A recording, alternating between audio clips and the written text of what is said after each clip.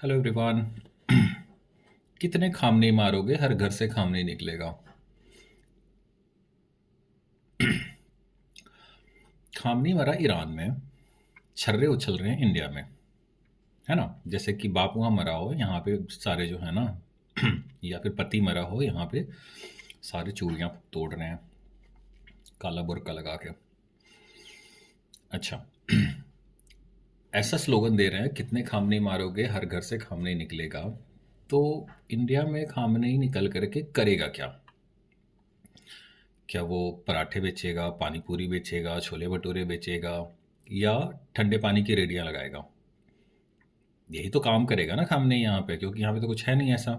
अगर खामने ही ने निकलना है तो ईरान में निकलना है ना?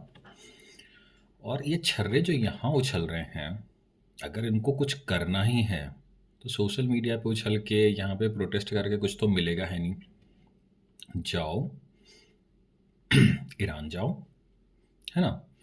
ईरान में मेरे को लगता है कि ईरानी रेवोल्यूशनरी गार्ड जो है, इनको रिक्रूट कर ही लेगी। है ना? वहाँ जाओ, फट जाओ। आखिर तुम्हारा मकसद तो फटना है ही ना। फटना है, बहत्तर हूर के पास जाना है। तो अगर बहत्तर हूर के पास जाना है तो इससे अच्छा मौका तुम्हें कहाँ मिलेगा बताओ? ईरान ने मौका दिया, खामनेई मर के तुम्हें मौका दे रहा है, और तुम यहाँ सोशल मीडिया पे टाइम वेस्ट कर रहे हो। है ना? तो जाओ, ईरान जाओ, फट जाओ, बहत्तर हूर के पास चले जाओ। ये मौका फिर दोबारा नहीं मिलेगा। है ना? ज़ायोनिस्ट मुसलमान की लड़ाई में कौन जीतेगा? पता नहीं कौन जीतेगा। अभी तो ये हो रहा है कि ज़ायोनिस्ट ही ठोक रहा है, और अच्छे से ठोक रहा है। कल तक की खबर ये है कि 12 जो है वो 12 शिप्स को, वॉर शिप्स को यूएस ने ठोक दिया। अभी तक लगभग 1000 से ऊपर जो है मारे जा चुके हैं। यही तो कहानी है ना। तो आप सोचिए आपको करना क्या है। आपको ये जो सारे छर्रे हैं, आपको तो एक मौका मिला है, तो इस मौके का फ़ायदा उठाओ आप लोग।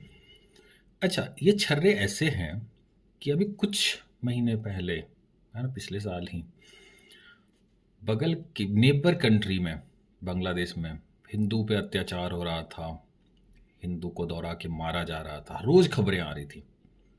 और ये ऐसा नहीं कि मीडिया में खबरें, इसके ऊपर यूएस पार्लियामेंट में चर्चा हुई है, यूके पार्लियामेंट में चर्चा हुई है, यूएन ने इसको निकाला है। इसके ऊपर अपना कनाडा ने पार्लियामेंट में चर्चा हुई है। ये सुनी सुनाई बात नहीं है, ये फैक्ट के साथ है। और मैंने कितने सारे बांग्लादेशी लोगों से बात करी है, सबने कहा कि हाँ, मोहम्मद यूनुस कंट्रोल करने में नाकाम रहा है। लेकिन ये छर्रे जो आज उछल रहे हैं, उस टाइम पे छर्रे कर रहे थे कि नहीं, कुछ नहीं है। ये तो क्या बोलते हैं, ये तो नेबर कंट्रोल का इंटरनल मामला है। तो जब इंटरनल मामला है, तो अब ये कौन सा इंडिया का एक्सटर्नल मामला हो गया? ये भी तो उनका अपना इंटरनल मामला है, जाने दो। है ना?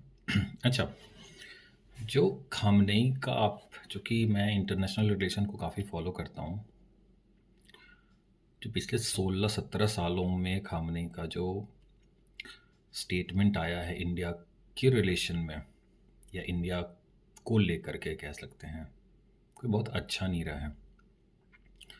अच्छा नहीं रहा है। उसने कश्मीर के पे काफ़ी बातें करी हैं, है ना? लोगों, इस्लामिक स्टेट, इस्लामिक कंट्रीज़ को जो है ना वो अ, आह्वान किया है कि तुम अ, कश्मीर के मुसलमानों की रक्षा करो।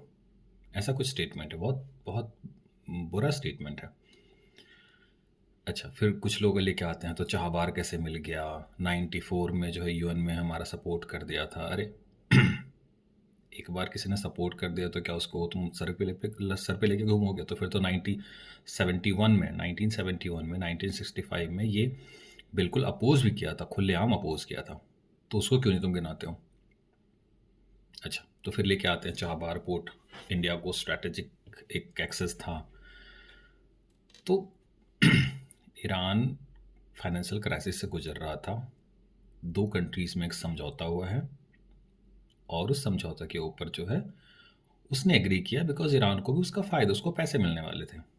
यही है ना?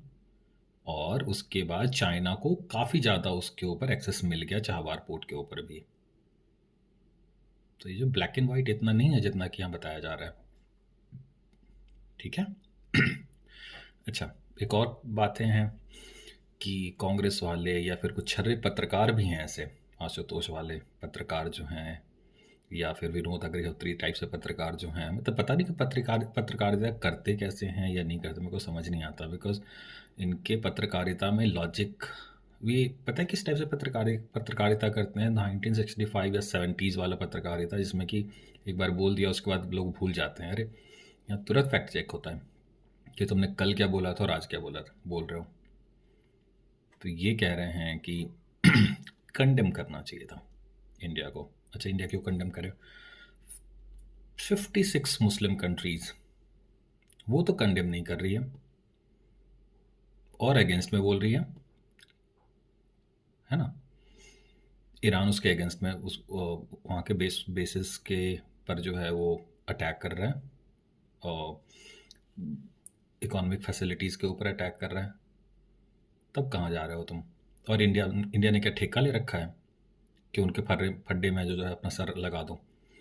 2 साल एक 1.5 महीने साल पहले जो है पहलगांव अटैक पे क्या ईरान का स्टेटमेंट था? कुछ नहीं था, कोई स्टेटमेंट नहीं था। क्यों भूल जाते हैं ये लोग ऐसे? तो याद रखिए आप लोग, है ना, आप लोगों की जो बुद्धि भ्रष्ट है, जनता की बुद्धि भ्रष्ट नहीं है। आप लोगों को लगता है कि जनता अनपढ़ है, कुछ सोचती ही नहीं है। यहाँ पे 145 करोड़ के अगर जनसंख्या है, तो मेरे को लगता है कि 60-70 करोड़ के पास मोबाइल है, और 60-70 करोड़ में 50 करोड़ के पास जो है इंटरनेट एक्सेस है, जो कि रोज़ रील देखते हैं और वीडियो देखते हैं। तो ये आपकी बकवास जो है ना, अब इसलिए, और यही एक वजह है कि बीजेपी आ रही है। बीजेपी में कई खामियां हैं, लेकिन एक वजह ये है कि बीजेपी आ रही है और ये लोग जो है ना कांग्रेस को या फिर कोई विपक्षी पार्टियों को लेके नहीं आ रहे हैं, बिकॉज ये खुद जो है वो दोगले हैं, ठीक है। तो जब तक अपना दोगलापन ये खत्म ना करे, इंडिया को जो है ना, इंडिया को कोई कोई यहाँ पे उस टाइप का क्या बोलते हैं उसको, वर्ड नहीं आ रहा है मेरे दिमाग में, बट मोरालिटी, है ना, ज़्यादा मोरालिटी दिखाने की ज़रूरत नहीं है। और एथिक्स एंड मोरालिटी, आज के ज़माने में एथिक्स और मोरालिटी को तेल लेने जाओ, अपना बेनिफिट देखो, तुम्हारा क्या बेनिफिट है। और इंडिया का बेनिफिट यही है कि ज़्यादा स्टेटमेंट देने की ज़रूरत नहीं है, फ्लो के साथ चलो। और इंडिया फ्लो के साथ चल रहा है, प्रैग्मेटिक सॉल्यूशन निकाल रहा है, प्रैग्मेटिक अप्रोच में चल रहा है, ठीक है। तो ज़्यादा सोचिए मत, लॉजिक लगाइए, यही सबके लिए बेहतर है। Thank you.